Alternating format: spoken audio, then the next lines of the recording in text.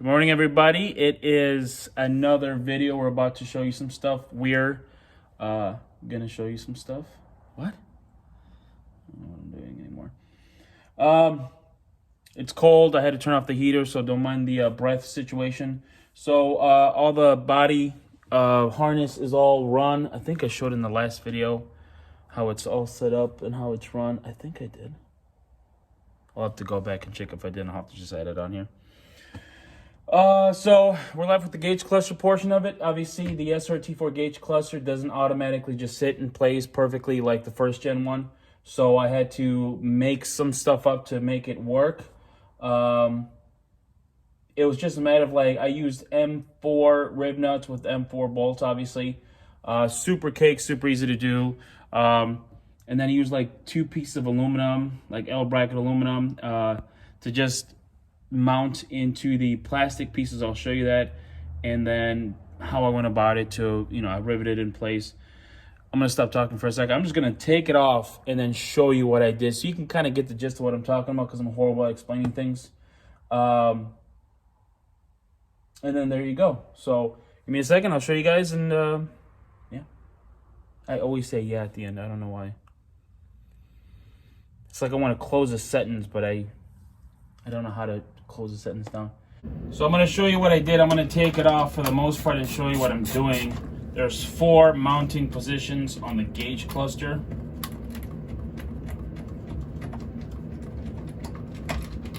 There's one here.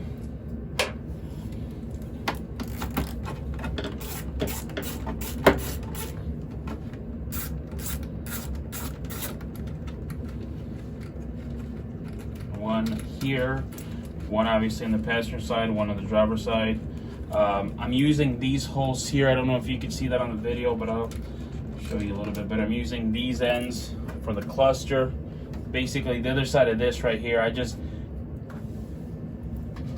basically opened up this little area because there's a white piece here with part of the cluster to shut it in place. I removed that, so it's just a pass through. And then 2 bolts down here. I don't really even have to put them on there tight.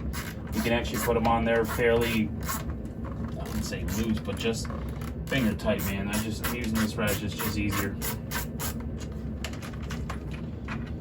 Okay, there's 3.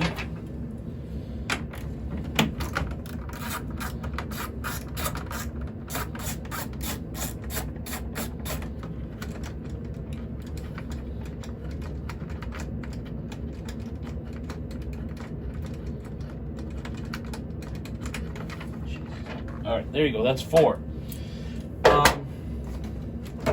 So let me see where I'm looking at here. Okay, so these holes right here and this hole right here, I basically just flip it around. I had to open these holes up here. They originally were this plastic piece. This was covering this area right here. So I just basically open them up just so that the bolt goes right through.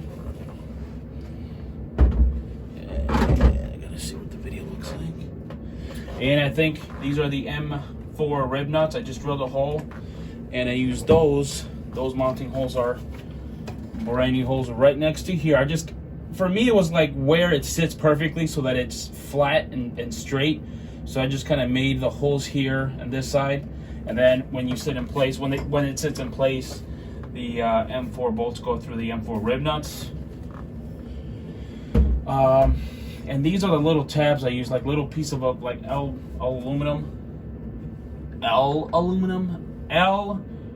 bracket aluminum. There you go. Jesus, Mary and Joseph. So let me take the little thingy over here. So that's what it is right there. I just painted it black for a second just because it's aluminum. That's all it is. So the M4 rib nuts here, little M4 rib nut here, and then I riveted. I have the door shut in the car, but you can see where I riveted behind there through a rivet right there just to hold it in place. And I made a bracket right here with the rib nuts, both sides. And here all I did is just make sure that I marked it so it's straight here. made the holes, drilled it, rib nut, screwed it in place, and then I can actually adjust how for the gauge cluster to sit, so it's not like you know, too high, too low. It's adjustable, so that's a good thing. So I use like a level on top of the gauge cluster. I use a level to, for the most part, make sure that it's not cockeyed. So, and then obviously I think I showed in one of the videos of the dash harness how I made this. Was basically just this clip in here broke, and I just slid it in here, slid this in here for the gauge cluster harness, and then just made a little carbon fiber thing here. Like I said, once again, you don't have to use carbon fiber, just that extra, it worked perfectly. And then this ain't going nowhere. So once you mount the gauge cluster in place, this thing will not rattle, will not move. This is just the way I did it. I know there's a crap ton of people that can do it other ways. This is just my way. I know a lot of people just set it in place, put the cap on, or put the dash top on, and you know, let it rip. But you know, I just want to do things a little different. There's no wrong or right way. This is just my way. So I hope it helped when it comes to installing this section, because I've seen, you know, a lot of guys do them differently. To each their own, but this is just how I did it. So yeah, and then I'll kind of show you me putting it back in place.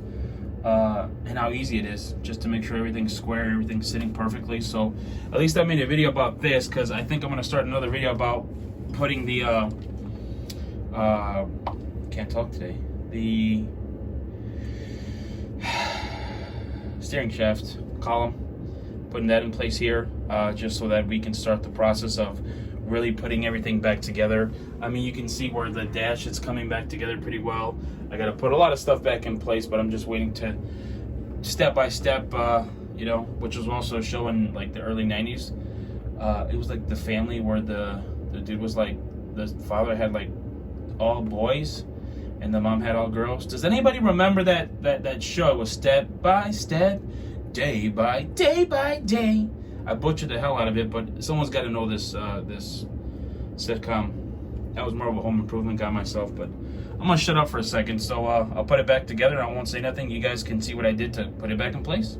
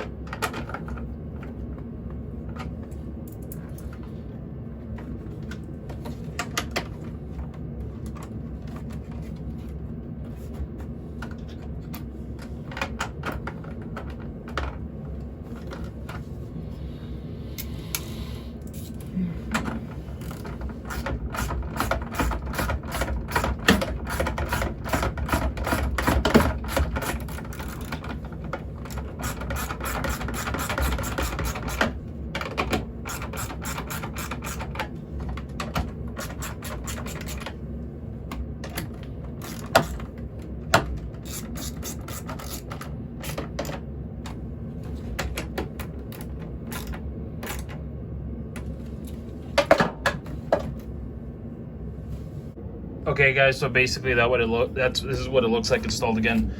And obviously, if I wanted to, I could always raise it up or bring it down a little bit. But for the most part, it's good. It's ready. It's ready to go. Dash is pretty much ready to go. This is your boosting, your boost hose for your gauge, your boost gauge. So I haven't, still nothing fancy. It's just sitting right now. But it's coming together. It's coming together. Like I said, it's just super easy for anybody to do.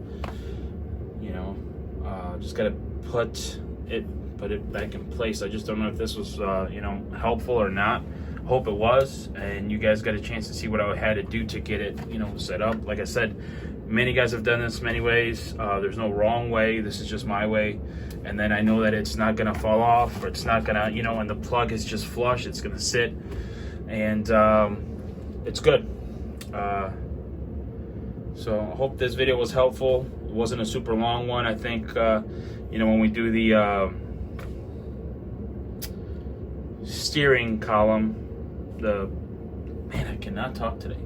When we start doing the steering shaft, I'll show you guys more about that. I'll try to get more descriptive about that.